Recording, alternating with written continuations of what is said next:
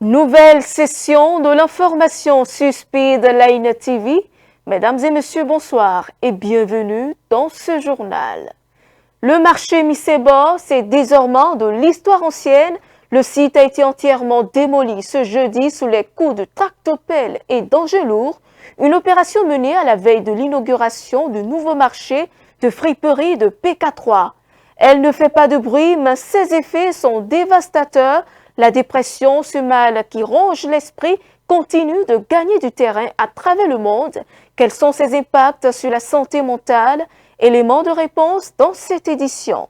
Et puis, dans l'actualité internationale, le gouvernement malien a créé un nouveau poste de ministre chargé exclusivement du secteur minier. Cette décision a été prise par le président de la transition, Assimi Goïta.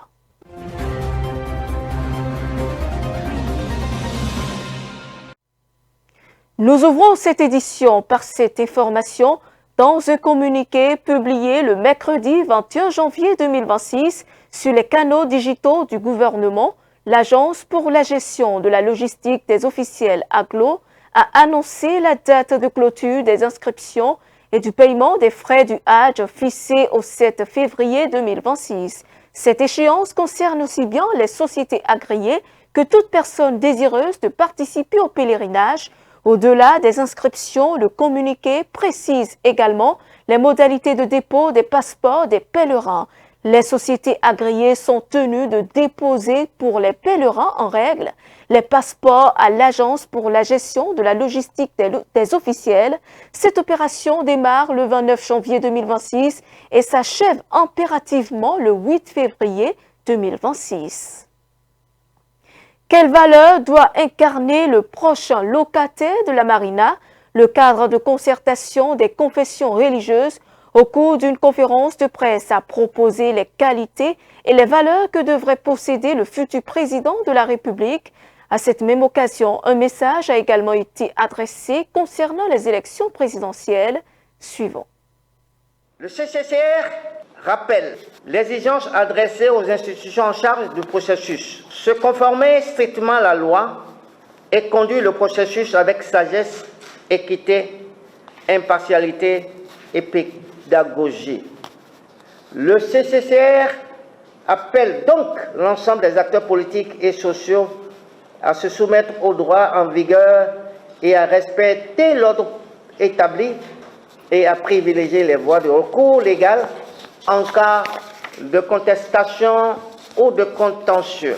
Le futur président de la République du Bénin doit être un homme d'État et non d'intérêt personnel, ayant la crainte de Dieu, épris de paix, de tempérance et de solidarité, capable de rassembler et d'apaiser.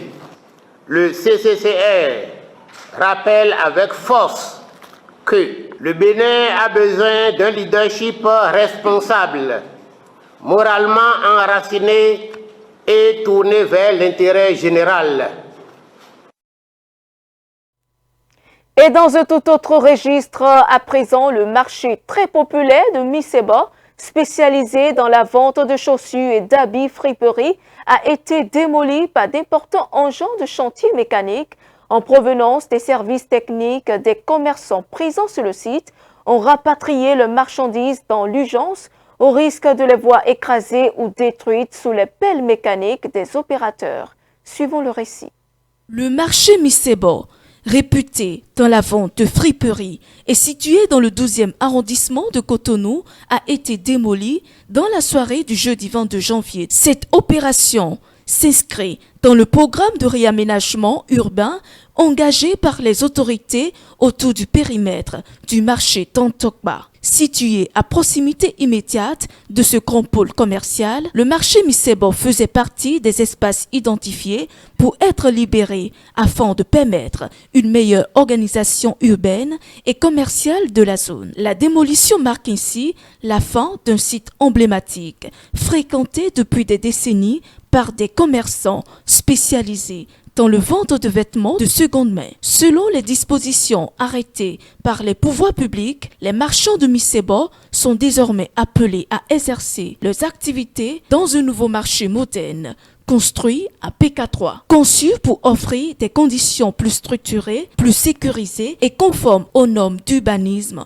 et d'hygiène. Au-delà du cas de Missebo, cette opération est perçue comme un signal fort dans la mise en œuvre de la stratégie globale de réorganisation des espaces marchands de Cotonou. Elle préfigure notamment la délocalisation progressive du marché international de Dantokba, dont les activités sont appelées à être redéployées vers de nouveaux sites, notamment Kounou et Adjagbo. Avec la disparition de Missebo, les autorités franchissent une étape symbolique dans la transformation du paysage commercial de la capitale économique. Une transition qui, si elle vise la modernisation et la fluidité urbaine, pose également la question de l'adaptation des acteurs économiques à ces nouveaux pôles marchands.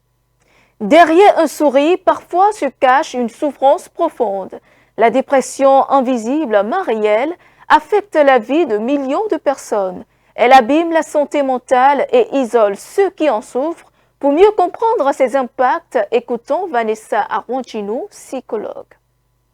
La dépression, c'est un trouble mental courant, l'un des troubles mentaux les plus courants. Et c'est un trouble de l'humeur qui se manifeste par la persistance d'un état de tristesse, la perte d'intérêt pour tout ce qui nous est vital, comme aller au boulot, manger, sortir, se distraire. Et généralement, les chiffres disent que c'est un mal qui se vit plus par les femmes que par les hommes. Il y a des causes qui sous-tendent la dépression et il y a les causes qui favorisent cela. Celles qui sous-tendent sont de trois ordres. On a les causes sociaux, les causes psychologiques et les causes biologiques. C'est-à-dire, quand je parle du biologique, c'est-à-dire qu'il y a des personnes qui sont biologiquement conditionnées à faire de la dépression. De par leur constitution biologique, ils sont aptes à en faire régulièrement. Les causes sociaux peuvent être des causes qui se sont installées dès la petite enfance, déjà de par l'environnement familial et tout, la manière dont l'individu grandit. Et les causes psychologiques aussi peuvent venir de là, mais surtout de par sa personnalité. Il y a des types de personnalités spécifiques qui sont susceptibles de faire de la dépression. Maintenant, les causes favorisantes sont de tous ordres. N'importe quoi qui pourrait générer du stress au niveau de l'individu est une cause favorisante de la dépression. La perte de l'élan vital, la perte d'intérêt pour les choses basiques ou les choses vitales de la vie, c'est déjà quelque chose qui handicape l'homme. Donc les conséquences sont multiples. Mais il y a une conséquence phare dont on parle peu, ce sont les conséquences liées au suicide. Le syndrome dépressif majeur, quand il n'est pas bien suivi, aboutit souvent au suicide. L'homme, de par les pesanteurs socioculturelles, n'arrive pas à accepter déjà sa vulnérabilité, à aller vers des personnes pour dire j'ai besoin d'aide, je ne me sens pas bien, je vais ci, je vais ça. La femme, par contre, elle a cette tendance à facilement venir dans les services qu'il faut, ou même à aller chez la voisine pour se dire voilà, je ne vais pas bien, aidez-moi et tout. Donc cela fait que l'homme ne vit pas la dépression de la même manière que la femme. On ne peut pas l'éviter, mais par contre, on peut prévenir à travers des actions, un mode de vie sain. Et un mode de vie sain, ce n'est pas que manger sain, ce n'est pas que avoir dormi aux heures qu'il faut, ce n'est pas que avoir une activité sportive, ça va au-delà. Le mode de vie sain, c'est déjà dans le choix, par exemple, des personnes qui nous entourent. Il faut savoir choisir le conjoint ou le compagnon de vie. C'est très important, les gens banalisent cela. Ou la conjointe ou celle avec qui on veut passer notre vie. Il faut savoir choisir nos amis. Parce que y a une forte portée relationnelle dans la dépression. Ceux qui nous entourent peuvent favoriser cela ou peuvent même empêcher cela. Et si on choisit les mauvaises personnes autour de soi, on est susceptible de faire de la dépression. Autre moyen de prévention, c'est déjà d'accepter de se faire consulter régulièrement. L'Africain, normalement, l'Africain, homme comme femme, n'a pas cette tendance à aller vers les consultations psy. Par rapport à l'occidental, on se croit résilient à tout, alors qu'en fait, non. On vit les choses autrement. Notre éducation ne nous permet pas de nous plaindre plus facilement. Mais ce qu'on vit, on le vit réellement et ça nous détruit. Donc il faut déjà peut-être avoir de ces actions, des consultations de routine à défaut d'avoir des consultations périodiques, des routines, histoire de voir à quel niveau je suis. Et surtout quand vous commencez par remarquer ces symptômes qu'on a listés au départ, n'hésitez pas à aller consulter, vraiment. Sinon, le pas entre la dépression et le suicide est très infime. En interactualité, le président de la transition au Mali a créé un nouveau poste de niveau ministériel pour superviser le secteur minier, renforçant ainsi la surveillance directe de la présidence sur l'industrie aurifère, secteur crucial du pays. Le secteur minier constitue la principale source de revenus d'exportation du Mali. Le pays figure parmi les premiers producteurs d'or en Afrique. Le reportage. Un nouveau poste ministériel chargé de superviser le secteur minier a été créé par Assimi Goïta. Cette mesure renforce le contrôle direct de la présidence sur l'industrie aurifère, très importante pour l'économie du pays. Le chef militaire malien a nommé Hilaire Bébian Diarra, un ancien cadre de la société canadienne Barrick Mining, pour occuper ce poste. Le ministre de ce secteur aura le pouvoir de superviser la mise en œuvre de la politique minière, de contrôler le respect du code minier et d'examiner les rapports soumis par les titulaires de titres, responsabilités qui relevaient auparavant du ministère des Mines.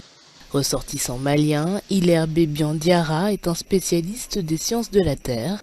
Il a rejoint le gouvernement l'année dernière alors qu'il menait les négociations pour le contrôle du complexe Loulo-Gounkoto pour le compte de l'entreprise canadienne. En République démocratique du Congo, la ville de Goma est tombée aux mains du groupe rebelle M23 en janvier 2025. Cette prise a une nouvelle fois plongé dans le deuil, une région déjà durement éprouvée par plus de 3 décennies de conflits armés et de pillages perpétrés par divers groupes et forces armées. Malgré la signature d'accords de paix entre le Rwanda et la RDC, la situation reste préoccupante. Quel est l'état des lieux? Éléments de réponse dans ce reportage. Il y a un an, Goma, la capitale du Nord Kivu, tombait sous les coups du M23, une bataille meurtrière qui a fait près de 3000 morts. Avec l'appui d'au moins 4000 soldats rwandais, les rebelles de l'AFC M23 ont imposé leur loi. Les ONG et le pouvoir de Kinshasa dénoncent des centres secrets où torture et exécutions sommaires sont monnaie courante. Les populations vivent une oppression permanente, ce que l'on appelle la gouvernance par crime, où il n'y a plus de voix, il n'y a plus de liberté, et où petit à petit, le Rwanda, donc le père du M23, pense pouvoir exporter le modèle rwandais, qui est un modèle d'étouffement de toute forme de liberté. Le président rwandais n'est pas du tout confortable dans les processus de paix et dans les niveaux que nous avons atteints. Je rappelle qu'à Luanda, au 15 décembre, il n'est pas venu, nous étions en phase d'atterrissage. Il n'est pas venu parce qu'il avait un plan, le plan de l'intensification du conflit. Malgré la pression, les rebelles refusent de lâcher prise. Après avoir perdu Uvira, ville stratégique du Sud Kivu, ils maintiennent leur offensive. Corneille Nangaa a justifié leur combat devant une foule acquise à leur cause à Bukavu, mercredi. Je voudrais commencer par vous dire pourquoi nous nous battons. Pourquoi nous battons-nous? Notre lutte a un nom.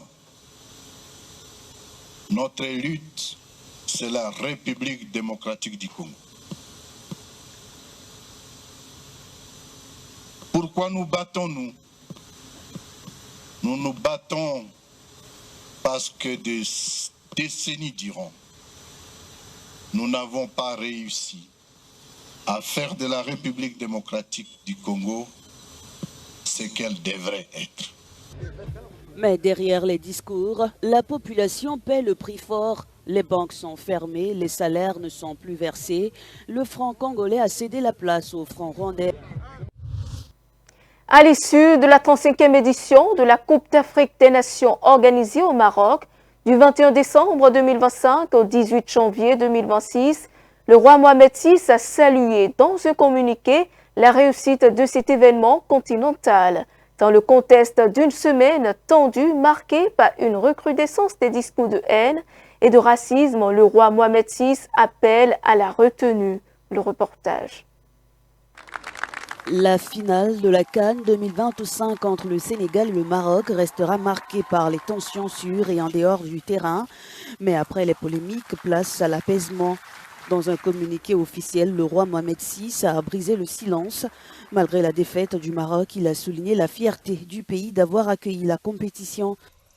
Le souverain a rappelé que la fraternité africaine doit primer sur les tensions passagères. Pour lui, cette CAN, malgré les incidents de la finale, reste une réussite collective. Ce message fait écho aux appels à l'apaisement lancés par les autorités sénégalaises après la rencontre du 18 janvier. Le Premier ministre sénégalais Ousmane Sonko et son homologue marocain appelaient au calme et à la prudence. Pour les dirigeants sénégalais et marocains, rien ne doit altérer les liens historiques entre les peuples africains. La CAN 2025, malgré ses ombres, a aussi été un moment de célébration continentale. Et c'est la fin de ce journal. Merci de votre fidélité. Suivez-nous en continu sur speedlinetv.bg/live et sur nos différents canaux digitaux Facebook, YouTube et TikTok.